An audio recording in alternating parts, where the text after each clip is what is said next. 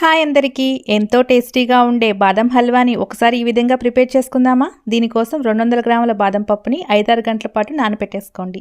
తర్వాత వీటిని పొట్టు తీసేసుకొని గింజలన్నింటినీ కూడా వేరొక బౌల్లోకి ట్రాన్స్ఫర్ చేసుకోండి.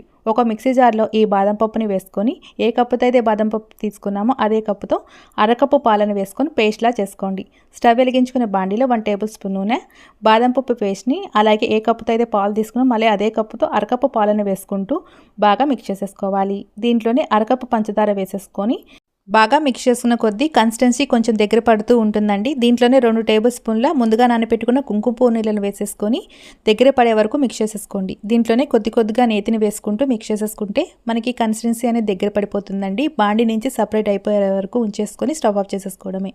వీటిని మనం ఇలా ప్యాక్ లాగా చేసేసుకొని సర్వ్ చేసేసుకోవచ్చు అండి. చాలా టేస్టీగా ఉంటుంది, ఎక్కువ రోజు కూడా నిలవ కూడా ఉంటుంది. ఈ వీడియో చూసి మీరు కూడా ట్రై చేసి ఎలా వచ్చిందో కామెంట్ చేయండి. Thank you.